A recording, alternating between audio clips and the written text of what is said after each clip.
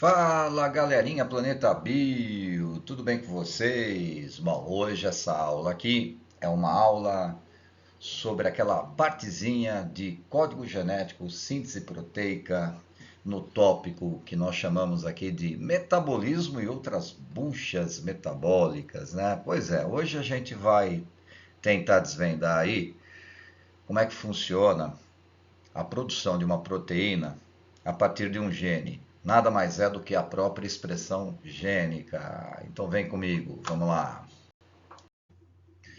Então vou fazer aqui uma perguntinha meio lúdica para vocês. Se eu perguntasse assim para você, quem é o chefe da célula? Quem é o manda-chuva da célula? O presidente da célula? Talvez alguns de vocês tenham respondido assim, bom, deve ser o material genético, né? Deve ser o DNA. E é isso mesmo. O manda-chuva da célula, o mandante aí da célula, é o material genético. E é isso que a gente vai ver. Quando a gente fala, por exemplo, síntese proteica, é basicamente o caminho do DNA até uma proteína. A célula, ela tem a capacidade de produzir proteínas a partir, né, de atividade do seu material genético. Então, basicamente, o que nós estamos falando é isso daqui, ó. Lá dentro da célula rola uma rave, tudo ponto de partida, a gente pode falar que é um segmento de DNA. O que é um segmento de DNA? O DNA é uma molécula muito grande, é uma macromolécula, e ele é dividido em regiões, em partes, né? Algumas dessas partes, elas se expressam. Essas partes que se expressam, sai algo de lá, a gente pode chamar de gene. Então veja, isso é importante. O DNA não é o gene está no DNA. Os genes são segmentos de DNA a partir dos quais rola algum tipo de atividade, por exemplo, a síntese de proteína. Só que aí nós temos alguns caminhos a percorrer. Primeiro caminho, a formação de um RNA Mzinho. Você sabe quem é o RNA Mzinho? Se você falou RNA mensageiro, você acertou. Esse processo chama-se transcrição. Depois a gente vai ver isso com um pouquinho mais de detalhe. Tá bom, mas cadê a proteína? Calma, agora vem a segunda etapa.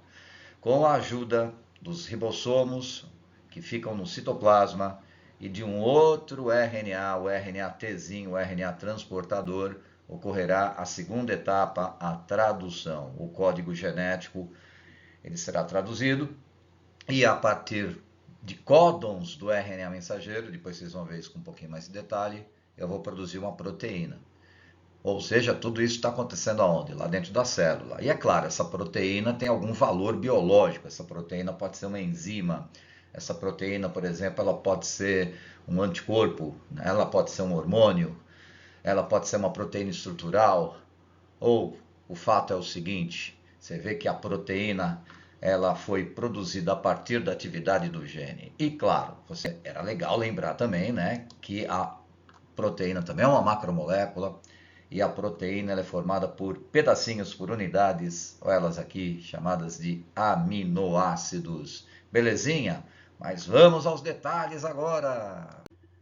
Legal, mas antes da gente começar a detalhar como é que um gene se expressa, como é que eu consigo, por exemplo, aí a partir da atividade de um segmento de DNA chegar a uma proteína, vamos lembrar um pouquinho do DNA, né? Certo? Senão a gente vai ter dificuldade de entender o que é uma síntese proteica. Então, o que é um DNA? O DNA é uma macromolécula, olha ele aí, eu posso representar o DNA dessa maneira. A gente sabe que a macromolécula de DNA ela se apresenta na forma de dupla hélice. Ela tem duas fitas entrelaçadas, parece uma trança, correto? Muitos autores representam o DNA de uma outra maneira. É como se eu desenrolasse essa dupla hélice e a partir dessa dupla hélice eu formasse uma espécie de escada. Eu distorci o DNA, formei uma escada. Então alguns, e também, é claro, é válido, eu posso representar, alguns autores representam, por exemplo, o DNA na forma de uma escada, né? É como se fosse uma representação desenrolada. Legal. De qualquer maneira, você tem aqui uma fita, você tem a outra fita do DNA, não é isso? Vou dar um zoom no DNA, zoom, zoom, aumentei e tal. Então a fita 1 super ampliada está aqui, a fita 2 super ampliada está aqui, fita 1 super ampliada, fita 2 super ampliada. Legal, aí você deve estar notando que o DNA ele é formado por, cada uma dessas fitas é formada por unidades menores, né? Eu vou até, digamos aqui, ó, meio que demarcar, né, essas unidades menores, isso daqui, qual que é o nome disso? Se você falou, isso daqui é um nucleotídeo, é verdade, o DNA ele é uma cadeia, ele é uma dupla cadeia polinucleotídica. Cada fita é uma cadeia polinucleotídica. O que é polinucleotídica? Formada por vários nucleotídeos. Legal, mas o que é que tem lá no nucleotídeo? Nessa representação simplificada que a gente está vendo aqui no desenho, o nucleotídeo ele é formado por três componentes. Você tem o grupo fosfato, está aqui. Você tem uma pentose, está aqui. O que é uma pentose? É um açúcar de 5 carbonos. E você tem a base nitrogenada. Para tudo, base nitrogenada talvez seja a parte mais importante que tem aí no nucleotídeo, né? Tá bom, mas vamos detalhar um pouquinho mais, certo? Quais são as bases nitrogenadas do DNA? Adenina, timina, citosina, guanina, A, T, C, G. Você lembra daquela combinação universal, né? O A de uma fita se combina com o T da outra fita. O C de uma fita se combina com o G da outra fita. Entre uma fita e outra existem ligações de hidrogênio. Então, por exemplo, entre adenina e timina, nós temos aqui duas ligações de hidrogênio. Entre citosina e guanina, nós temos aqui 3 ligações de hidrogênio, certo? Mas vamos detalhar um pouquinho mais isso, né? Vamos pegar um nucleotídeo com um pouquinho mais de detalhe. Aqui você estava vendo aqui um nucleotídeo meio desenho de Lego, né? Não tem problema, a gente pode representar o nucleotídeo dessa maneira, e aqui o nucleotídeo um pouco mais austero, mostrando, por exemplo, aí a estrutura molecular propriamente dita de um nucleotídeo. Então aqui está o fosfato, né? Esse cara aqui, na verdade, é esse cara aqui. Aqui está a pentose, então esse cara aqui, na verdade, é esse cara aqui. E aqui está uma base nitrogenada, está aqui uma base nitrogenada. Detalhe que, por exemplo, a pentose, o que é pentose mesmo? É um açúcar de 5 carbonos. A gente pode numerar esses carbonos de 1 a 5. Então você deu carbono 1, carbono 2, carbono 3, carbono 4, carbono 5. A pontinha do pentágono aqui não é carbono, tá vendo? É oxigênio. Professor, por que carbono 1? Carbono 1, o referencial é que o carbono 1 prende a base nitrogenada, tá vendo? Isso aqui é a base nitrogenada, né? Então o carbono 1 está ligado à base nitrogenada. Aí meu carbono 2, meu carbono 3, certo? Digamos aqui que o carbono 2 e o carbono 3 estão na base aqui do pentágono, né, da pentose. Aí vem o carbono 4 e vem o carbono 5. O carbono 5, ele está fora da pentose, né? Ele está um pouquinho fora da estrutura do pentágono da pentose, mas qual é o referencial do carbono 5? Aí ele prende o quê? O fosfato, ele está ligado ao fosfato. Certinho? Tá bom. Agora, e as bases nitrogenadas? Para tudo, as mais importantes partes do nucleotídeo são as bases nitrogenadas. As bases nitrogenadas, a gente pode falar aí que tem dois tipos de base nitrogenada. Tem as bases nitrogenadas púricas e as pirimídicas. Qual que é a diferença? A diferença são os anéis carbônicos, tá vendo? As púricas têm 2 anéis carbônicos, as pirimídicas têm 1 anel carbônico. Quem são as púricas? Guanina e adenina.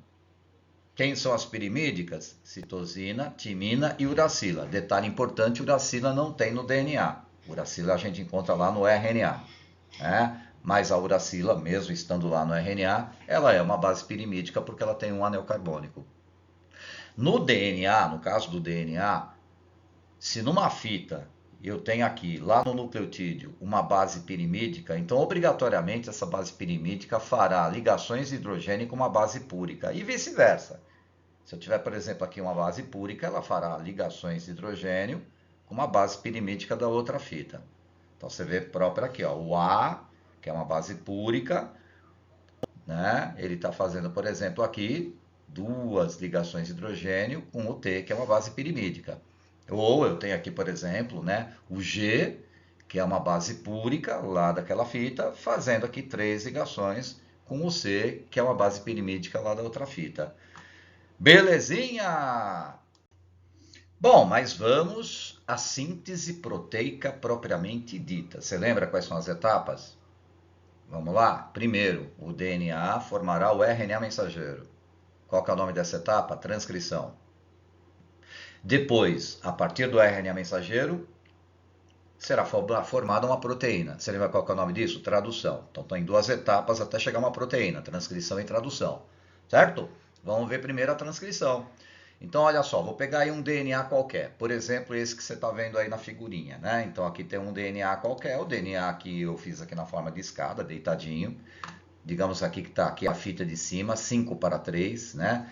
Porque 5? Esse 5 é o carbono, né? O carbono 5, e aqui é o carbono 3, né?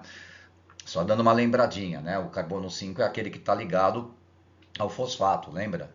Né? Então tá bom. Então, por exemplo, aqui, ó, se nessa fita aqui, ó, indo nesse caso, da esquerda para a direita, eu tenho aqui, por exemplo, o fosfato, lá no finalzinho lá dessa cadeia de DNA, por exemplo, eu vou ter lá o vérticezinho, a pontinha lá do pentágono lá, que era o carbono 3. Na outra fita ela é o contrário, né?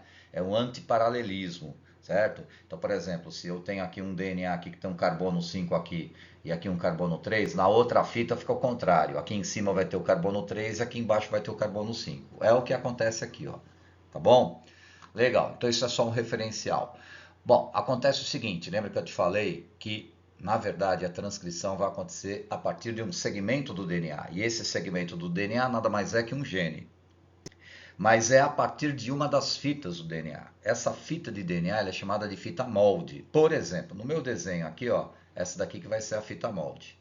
Ó, tá vendo? Aqui a fita de 3 para 5 aqui, por exemplo, essas bases hidrogenadas que eu coloquei em azul, ela que vai ser a minha fita molde. Quando eu falo que é aí que vai ser a fita molde, significa que é a partir daí que vai acontecer a transcrição.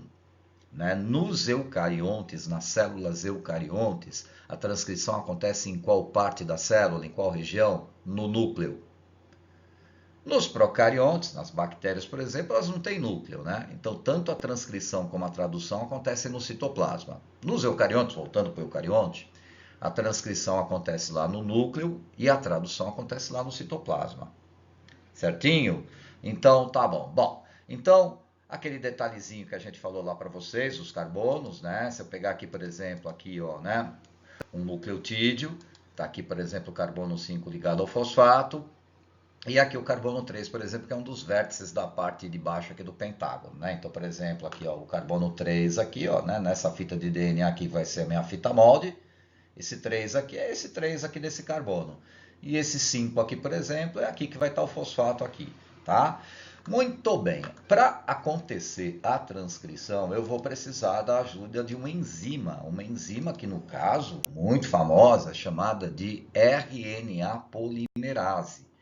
O que essa RNA polimerase ela vai fazer? Ela vai se encaixar no DNA, na fita molde, num lugar certinho, né? Por exemplo, digamos que o lugar seja esse lugar aqui, ó, que eu estou demarcando. Ó, esse daqui é um lugar, é uma sequência de bases nitrogenadas que tem por aqui, que a gente chama de área promotora, é o promotor, né? E a partir dessa área promotora, o que vai acontecer? Vem aí a fita de R, vem uma enzima chamada RNA polimerase, e essa RNA polimerase, ela vai se encaixar lá, ó. Se encaixou? Ela, a partir dessa região promotora, que fica aqui, ó, ela vai desencadear o processo de transcrição. Tá bom, aqui está bem simplificado, mas o processo de transcrição nada mais é do que provisoriamente quebrar as ligações de hidrogênio entre uma fita e outra, separar as duas fitas. Separou? Separou. Por exemplo, aqui você está vendo provisoriamente aqui separado as duas fitas. O que vai acontecer agora? A RNA polimerase ela vai se deslocar na fita de DNA e ela vai criar uma outra fita. Essa outra fita que ela vai criar nada mais é do que a fita de RNA mensageiro. Você viu? Ó? Ela já está se deslocando, ela transcreveu. O que ela transcreveu? Ela transcreveu a sequência TAC. Então, agora, por exemplo, ela vai criar um RNA com as bases transcritas, contrárias. Então, por exemplo, se aqui é T, vai aparecer A no RNA, que é aquela fita amarela. Se aqui é A, vai aparecer U. O contrário de A é U. Ah, mas não vai ser T? Não, porque o RNA não tem T, ele tem U. Se aqui é C, vai aparecer G. Né? E detalhe que o RNA, essa RNA polimerase, ela vai se deslocando na fita molde e ela vai construindo gradativamente o RNA mensageiro. E ela vai transcrevendo gradativamente o segmento de DNA que vai servir como fita molde. Então você vê, por exemplo, aqui, ó, né, a enzima já está nessa parte da fita molde e ela já transcreveu, por exemplo, essa sequência CAG. No caso, no RNA vai virar o quê? Se aqui é CAG, no RNA vai ser G ou C. O contrário de C é G, o contrário de A é U, o contrário de G é C. E assim gradativamente, né? Repara que ela vai caminhando, olha que bonitinho, e ela vai construindo uma fita de RNA mensageiro, né? Mas ela vai fazer isso para sempre? Não, vai ter uma hora que ela vai parar. Onde que ela vai parar? Ela vai parar por aqui, ó, que é a área que a gente chama de área de término, terminalização. Essa área terminalizadora é uma sequência de bases nitrogenadas que vai sinalizar para a enzima RNA polimerase que tá bom, pode parar de transcrever, pode parar de construir uma fita de RNA mensageiro a partir da fita molde. Então ela vai, né, transcrever até aquele ponto ali, né? Ó como vai acontecendo, ó. Parou aí, ó, parou aí. E voilá, parou. O que eu tenho agora? Eu tenho agora aqui, por exemplo, uma fita de RNA mensageiro. Certo? Tá. Você vai perguntar assim para mim, tá bom, ela vai ficar grudada aqui para sempre? Não, ela vai desgrudar do DNA. A enzima RNA polimerase, ela se desvencilha da molécula de DNA. Aí você vai perguntar assim para mim, tudo bem, mas a molécula de DNA continua aberta assim para sempre? Não, ela fecha, ela volta, as ligações de hidrogênio entre uma fita e a outra fita se restabelecem. Final da história, eu vou ter isso daqui, ó. O que eu vou ter? Ó? O DNA volta ao normal, mas eu criei um filhotinho chamado de RNA mensageiro. E detalhe, na sequência de 5 para 3. A transcrição, na hora que a enzima RNA polimerase, ela constrói o RNA mensageiro, ela sempre vai construindo a partir do carbono 5 até chegar lá no final da fita e finalmente chega lá, por exemplo, o nucleotídeo lá, que vai ter na outra extremidade o carbono 3.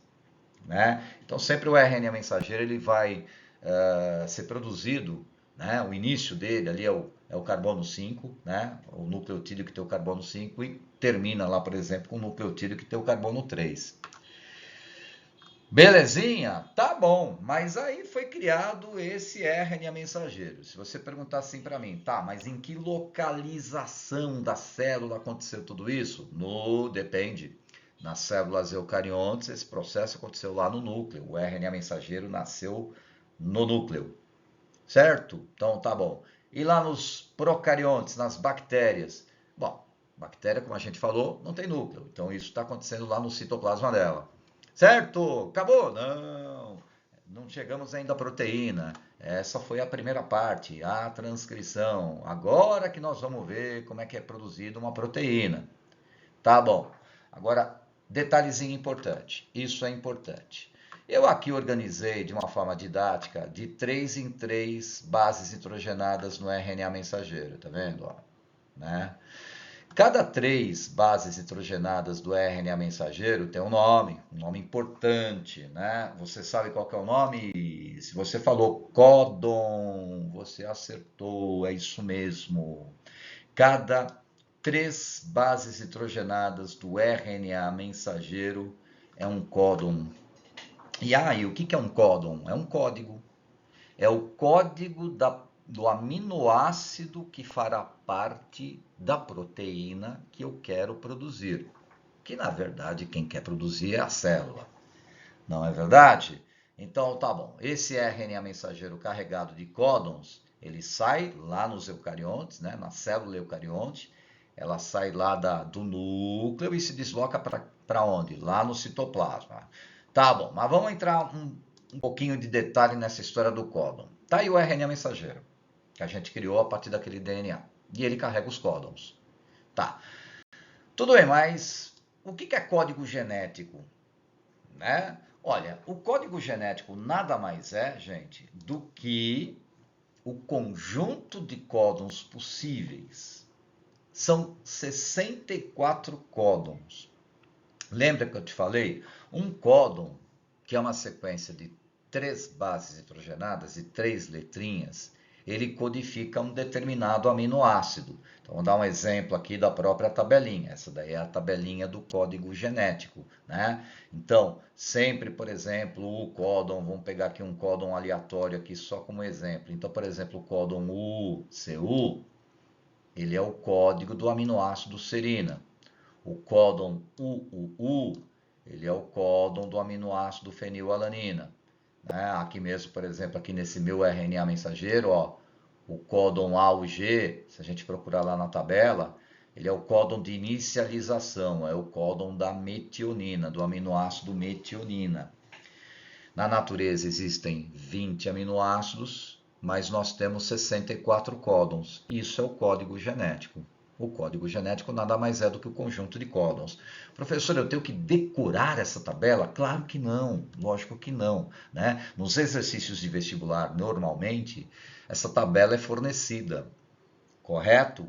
Então, tá bom. Bom, mas outra coisa que eu acho que seria muito legal, né, que a gente soubesse, são as propriedades do código genético. E o código genético tem duas propriedades extremamente importantes. Primeiro, o código genético é universal.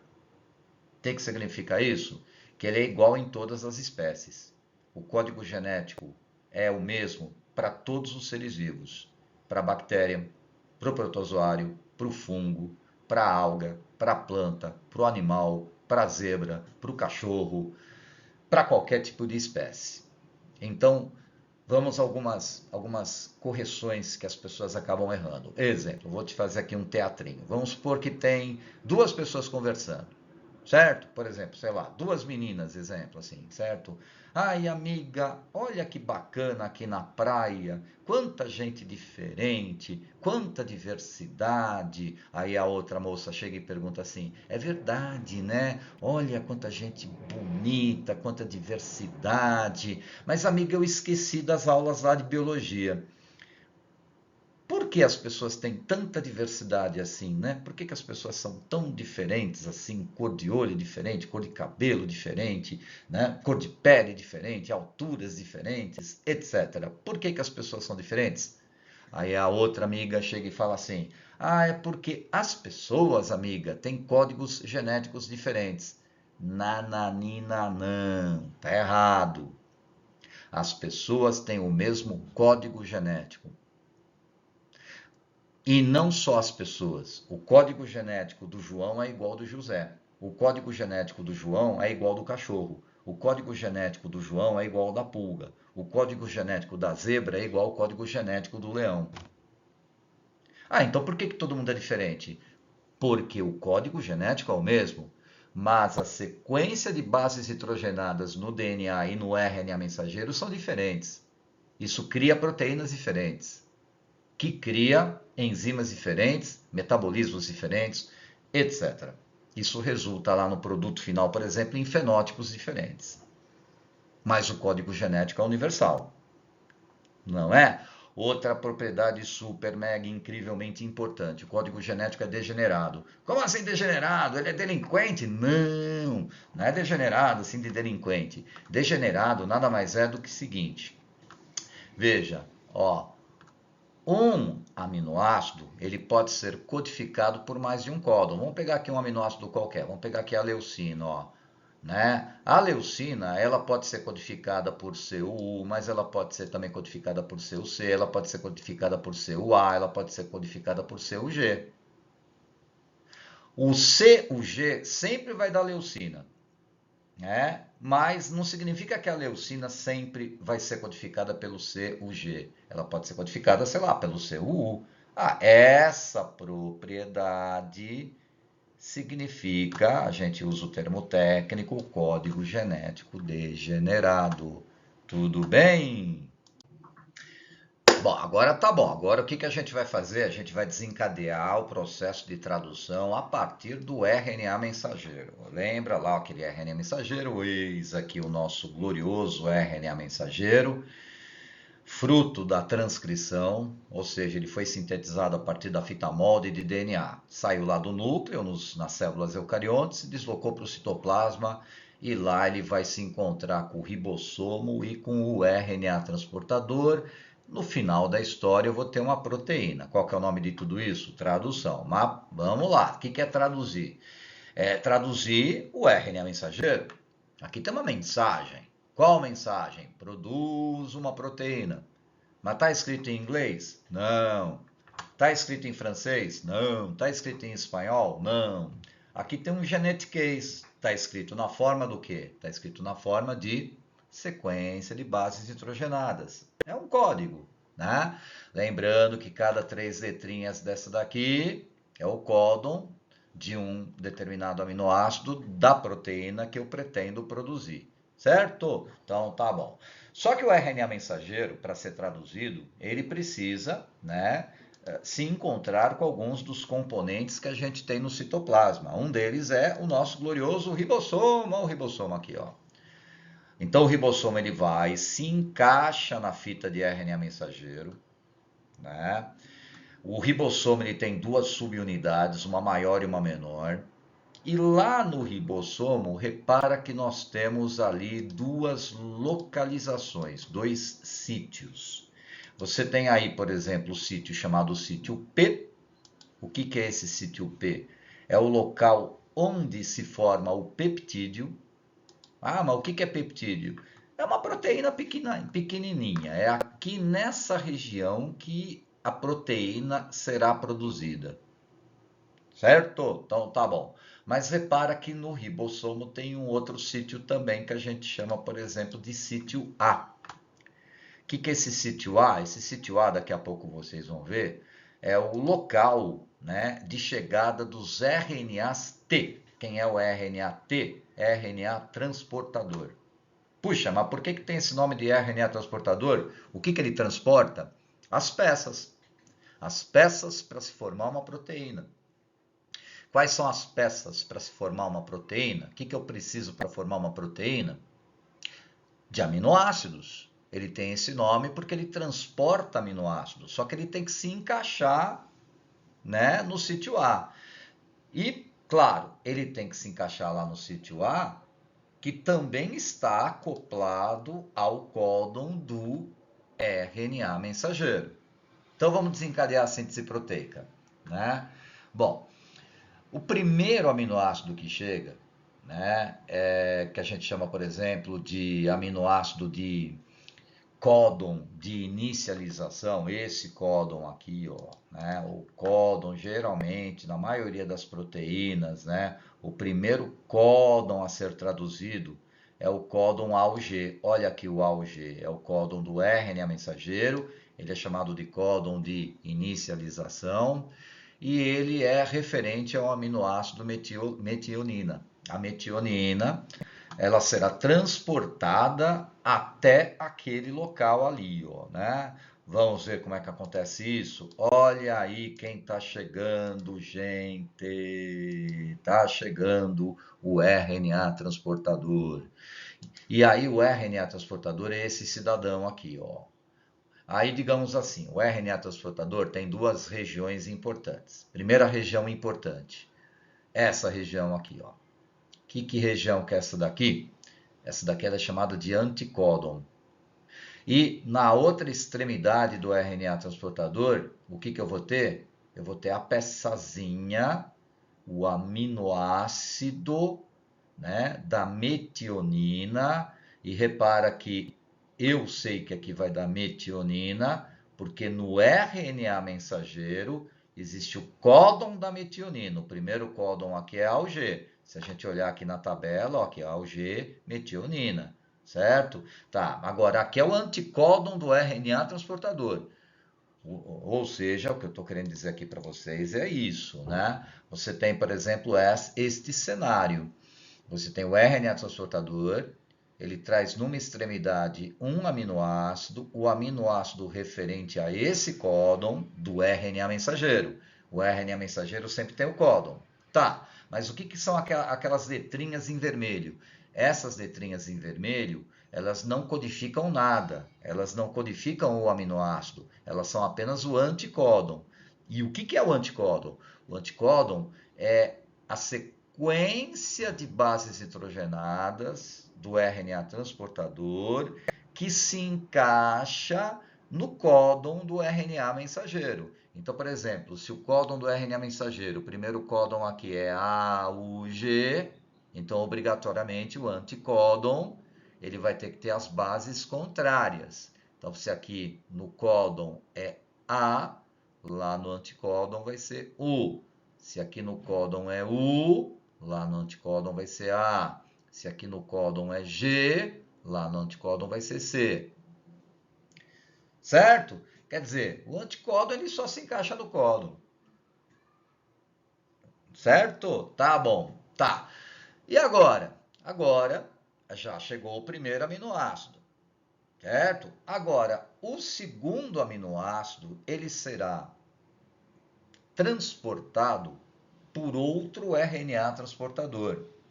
Um RNA transportador que tem que se encaixar nesse códon aqui, ó, tá vendo? Se a gente procurar aqui, ó, GUC, nesse códon GUC, vamos lá para a tabelinha. Vamos procurar onde está o GUC, né? Onde está o GUC? O GUC, né? Ó, aqui, ó, ele está aqui, ó, GUC. Ele é o códon relativo a quem? A valina. Então eu já sei, por exemplo, que nessa região aqui, ó, né, por aqui chegará, por exemplo, um RNA transportador trazendo quem? Trazendo aqui a valina. Vamos ver se ele chega. Chega aí, rapaz. Olha aí, ó, ele está chegando. Atenção, chegou. Né? Então veja, esse é um RNA transportador, ele está trazendo quem? A valina, que é o aminoácido codificado por esse códon, o GUC, só que ele tem que se encaixar aqui. Para ele se encaixar aqui, ele precisa de um anticódon. Cadê o anticódon? É esse vermelho aqui, ó, é o CAG, né? Então se no códon aqui é G, no anticódon é C, é o contrário.